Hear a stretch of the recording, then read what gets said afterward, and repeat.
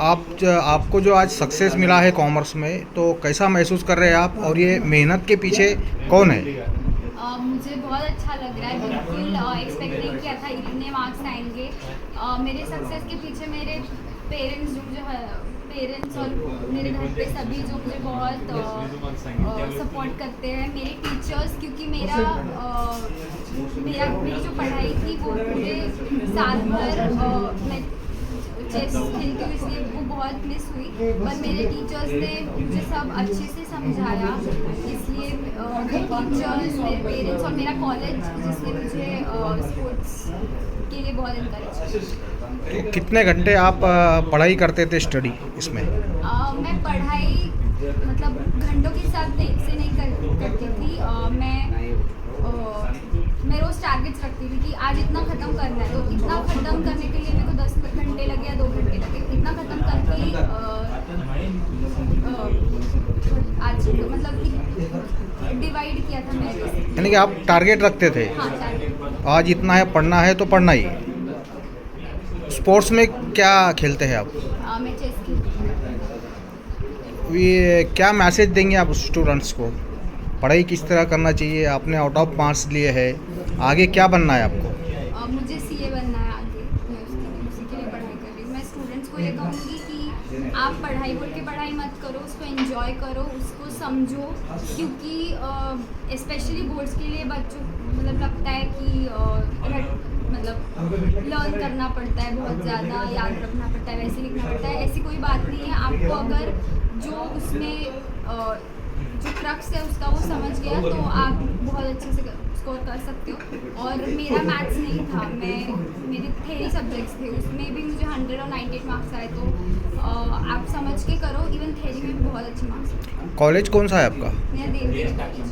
तो कॉलेज भी आप रेगुलर जाते थे?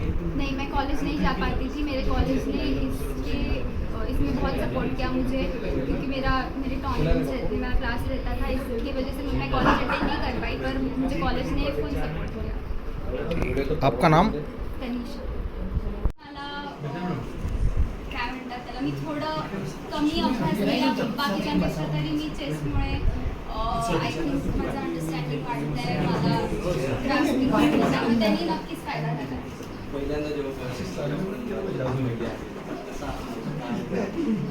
मला माहितीच नव्हतं.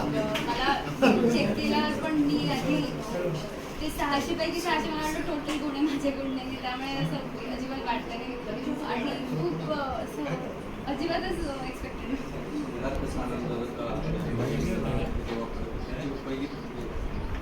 ते पण खूप खुश होते त्यांना, म्हणजे अगदी ओव्हरवेल्मिंग आनंद.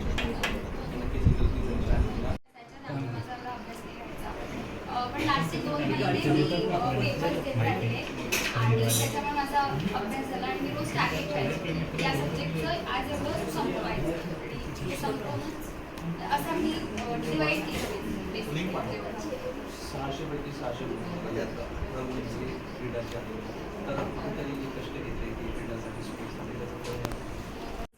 पण आज अकॅडमिक्समध्ये ती एवढी राज्यात पहिली आली, त्याच्यामुळे हा आनंद. म्हणजे ती हुशार होतीच, पण ती एवढी मेहनती नाही आहे ना, म्हणून असं एवढं मोठं यश प्राप्त करेल असं वाटलं नव्हतं.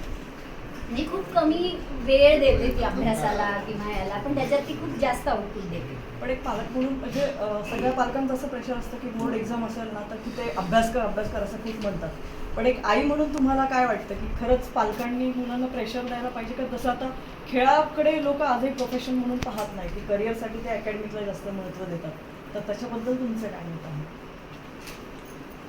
म्हणजे तसं माहिती आहे, आम्ही पण तसं दोन्ही बॅलन्स ठेवतोय, पूर्ण खेळाला हे देत नाहीये, पण तरी पण मला असं वाटतं आता तो ती म्हणजे मुलांना प्रेशराईज करून म्हणजे त्यांना ते पाहिजे तसं परफॉर्म नाही करू शकत. त्यामुळे त्यांना त्यांच्या करिअरनी त्यांना पण तेवढं असतं ना, म्हणजे की त्यांनाही त्यांच्या करिअरची काळजी असते, तेवढा अवेअरनेस त्यांच्यामध्ये पण आहे, तर त्यांना त्यांचं फ्रीडम द्यावं. ते त्यांच्या करिअरनी जे करतील मग ते 100% देतील. जबरदस्ती बसवून तुम्ही टेन्शन देऊन उलट पाहिजे तो रिझल्ट मिळणार नाही. त्यापेक्षा तुम्ही त्यांना फ्रीडम द्या, त्यांना त्यांच्या चॉईसनी त्यांच्या आवडीचं क्षेत्र किंवा अभ्यासाचंही त्यांना जसं जमेल त्यांच्या याने करू द्या, असं तिला 98 मार्क्स 10वी होते, तर असं कधी वाटलं का की तिने सायन्सकडे जायला पाहिजे? म्हणजे सर आर्किटेक्ट आहेत आणि तुम्ही CA आहात, म्हणजे दोघांच्या अपोजिट आहेत सगळे करिअर. हो, म्हणजे तिला पण तसं होतं डळमळीत काय करावं, पण 10वीमध्ये जे ती परीक्षा दिली तेव्हा ती नॅशनल चॅम्पियन पण झाली होती. तर तेव्हा तिच्या सगळ्या इंटरनॅशनल टुर्नामेंट्स होत्या, म्हणजे मला वाटतं डिसेंबरपर्यंत त्याच खेळत राहिली. मग त्याच्यानंतर म्हणजे JEE वगैरेचं प्रिपरेशन एवढा वेळ गेल्यावर नसतं झालं, म्हणून मग हे केलं. आणि तिला मेन UPSC तिचं टार्गेट आहे. पेड़ा भरतो ना क्या अगं शॅडो येते असं इकडूनच पाहिजे, शॅडो येते माझी. तो दुसराच एक